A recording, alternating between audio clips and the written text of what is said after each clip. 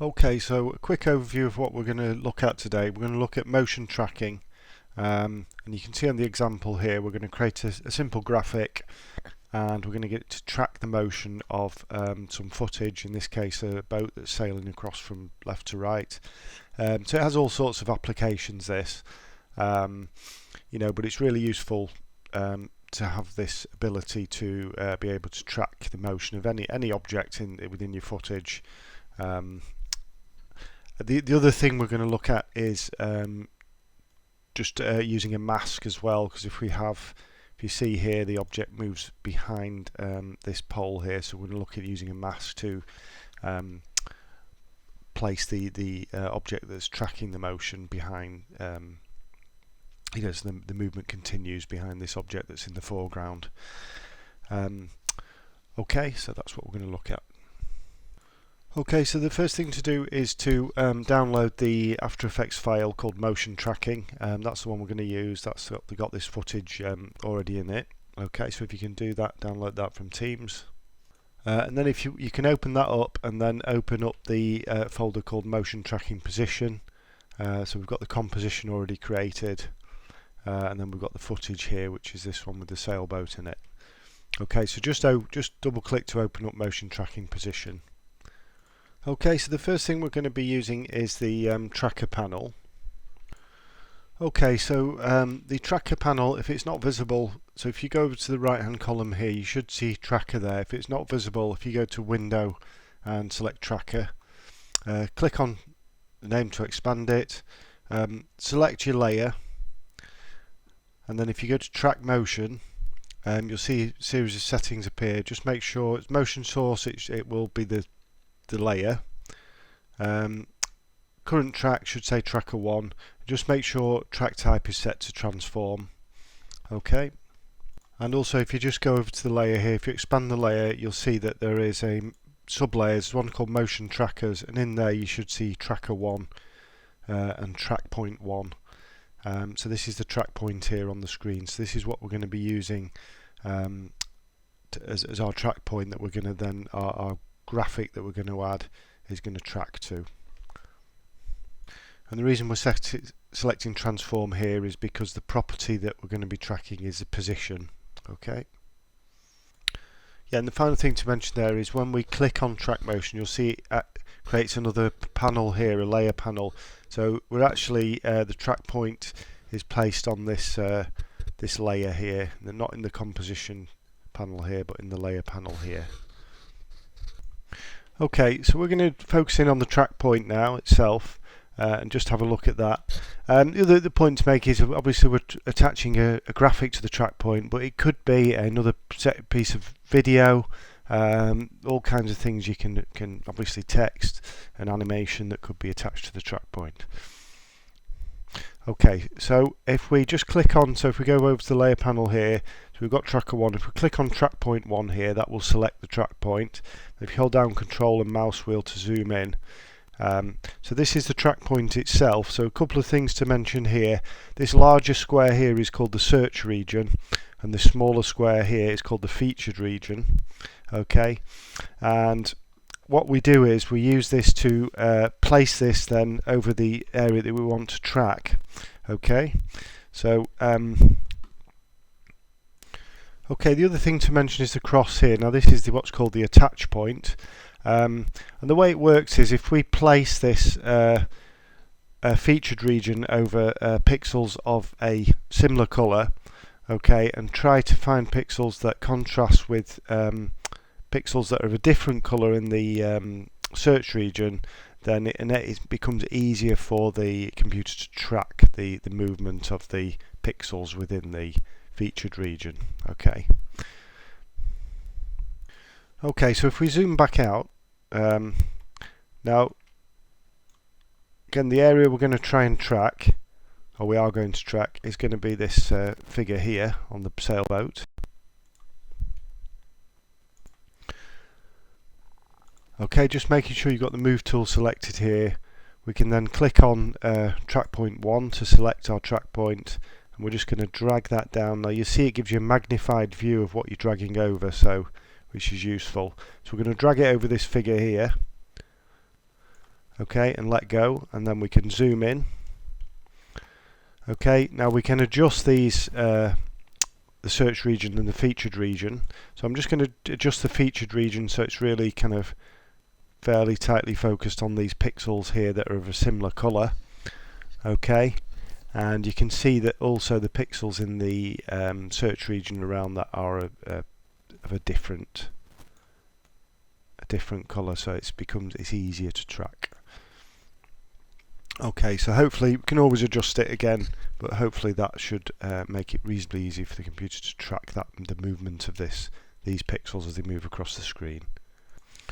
Okay, so if we zoom out now, you can actually click on the bottom left here and select fit, and that will snap it back into view.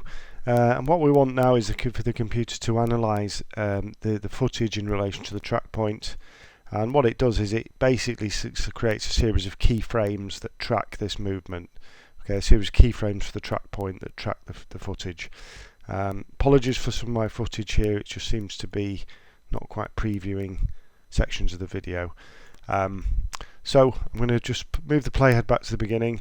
If I press it, so if we go back to the tracker panel here where it says analyze, if we press play, it will play through the footage, and the track point hopefully should keep reasonably closely to the area we selected.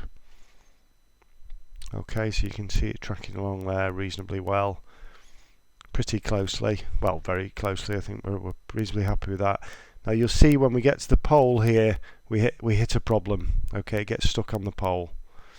So if I just stop there, okay, and if we just zoom in on this area here, you can see keeps been creating keyframes fine along here, tracking the movement. We get to the pole, it gets confused because it suddenly can't see the character that we selected because he moves behind the pole, and it goes off track. Okay, so this series of keyframes here, we don't want these, we want to remove these. Now if we go down to the timeline here and zoom in a bit, you can see that this familiar icon, this diamond shape that represents a keyframe, is here. So what we can do is we can scrub the playhead back to the point where it went off track. Okay, which is here, and then we can literally just drag a selection around all these keyframes after that because we don't want them. Select them and press delete. Okay, and then if we zoom out again,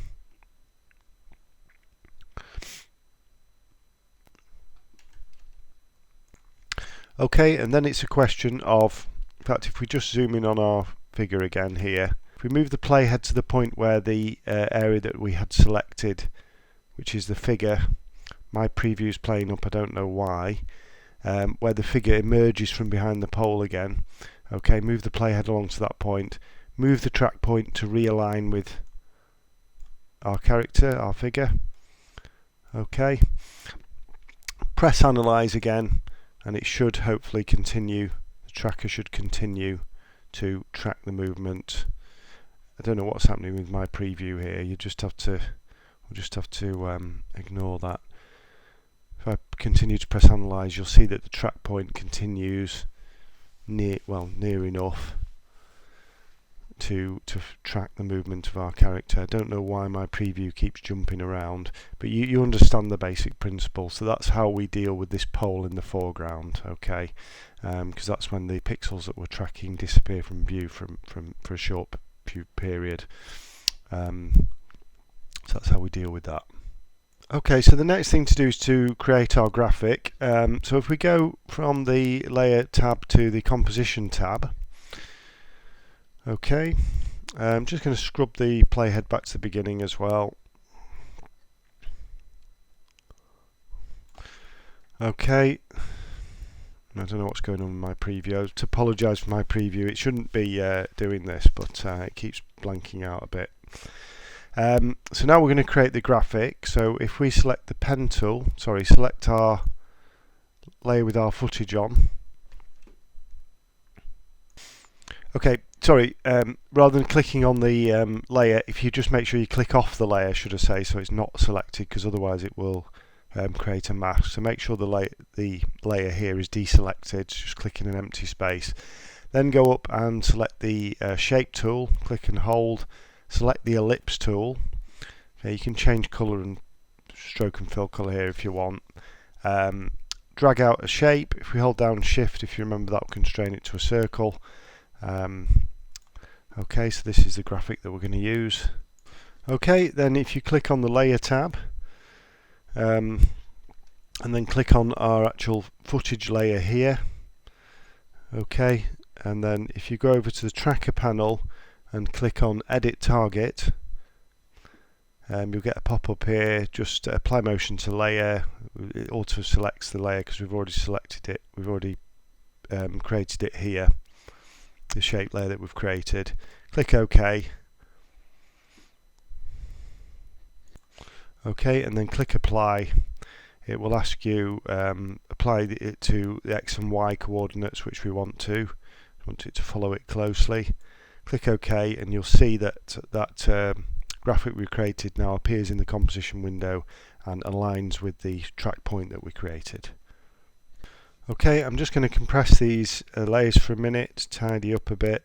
Now if we click on the shape layer and press U, you will see that we have the position properties of that graphic we've created now, a series of keyframes that follow that track point. So it's automatically animated that graphic we created, create a series of keyframes that follow the track point. Okay, and then if we press spacebar to play, preview that, you'll see that our graphic follows the track point. Okay, and it continues to follow it.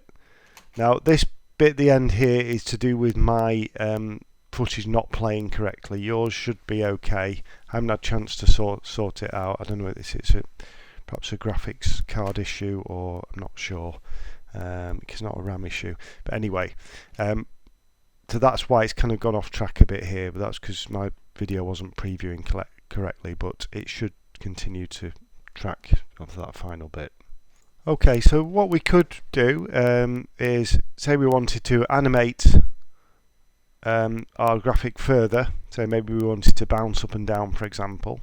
We can do that. So if we go to the shape layer and expand, and you should see we have a contents sublayer. In there is the shape itself, ellipse 1, and in there you will see a transform ellipse sublayer. If you expand that, then there's a position property in there which we recognise. So if I just move the needle to the playhead to the beginning here, excuse me, click on the position property to insert an initial keyframe. Okay, move the the playhead along a bit. I can adjust the object up a bit. Excuse me. And again, move the playhead along a bit further. Bring it down. Oops, don't want to do that necessarily. Just changing the position at the moment. And drag it back down, the position back down. If I just a minute. Okay, so I want to bring the position it back down. What you can do is, sometimes to be more precise, if we go to the position property here, we can actually, as you know, we can adjust the values here more precisely. So I'm adjusting the Y coordinate to bring it back down. Automatically creates a keyframe here. So if we scrub back, you see we've got a basic animation there as it bounces up and down. Okay. Okay, now what we can do is we can use something called an expression, which we have used once before, to loop this animation rather than having to either copy and paste this multiple times or laboriously go through and animate it keyframe after keyframe. So if we click on the position property here, okay, and then Alt click on it. Let me do that again.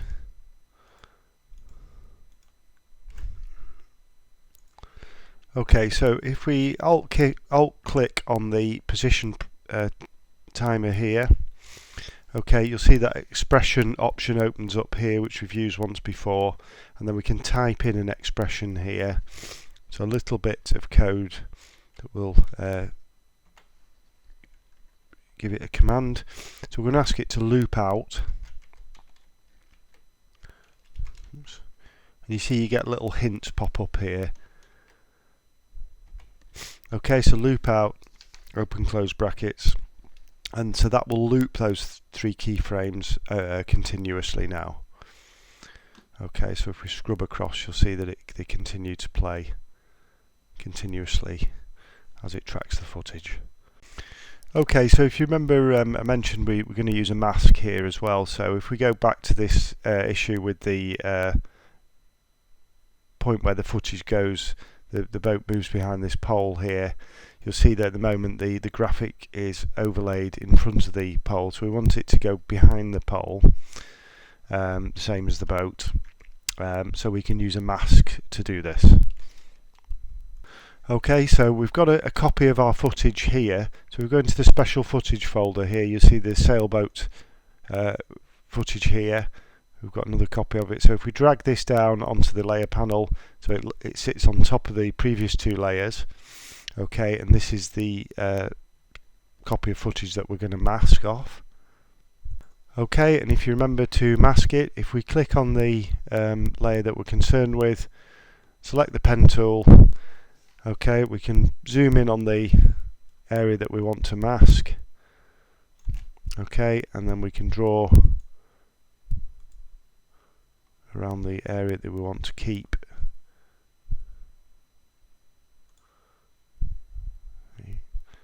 Just doing this fairly roughly, but okay, again we can zoom in and out as we want. We can adjust these if we want. But there we go, we've got our basic mask now. Okay, and then if we just go down to the layer panel here, if we hide by clicking on the eye icons the other 2 layers, you'll see we can clearly see now the mask, the area that's masked around the pole here. Okay, and then if we show our other 2 layers, we can just click off an empty space here to deselect the line around the masked area, and then if we scrub the needle, you can see now our graphic moves behind the pole, the same as the boat does. Okay, now the final thing, if you move the playhead to the end of the footage here, now what should happen with your footage is that as the boat moves off the screen, you'll find that the graphic stays on screen here at the end. So what you can do again is you can delete some of these keyframes at the end and move the graphic off the stage. Like I said, mine's not doing that because my footage wasn't playing correctly, but the basic principle I can explain to you. So if we click on the shape layer here, press U, okay, and that will show us all these keyframes. So this is all the animation of this graphic here. Okay, and then if we just zoom in on this area, so the final keyframes here you'll be wanting to delete. Okay, and again we can zoom in, so we've got the motion path here we can see, but we can also see the keyframes here in the timeline. And we can move the playhead back so you can see the little cursor following the keyframes on the motion path here. So if we move those back to the point where we want to delete the remaining keyframes here, and then again we can drag a simple selection around those remaining keyframes, press delete, and then you should have a bit at the end now where you can just, let me just zoom out,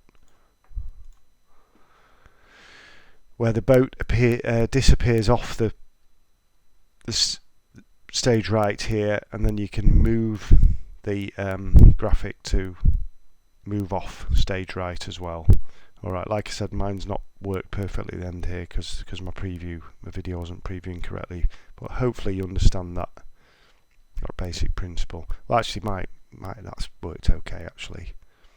Okay, So you're just deleting some of the keyframes that bunched up at the end here, where it continues to kind of bobble around and not go off stage right, and then you can delete those and then manually move the graphic off stage right. Okay, you can just leave it off stage right, then it'll continue to animate, but it's out of view, so it's effectively moving off stage right with our footage. Okay, I hope that makes sense. So that is the motion tracking tool.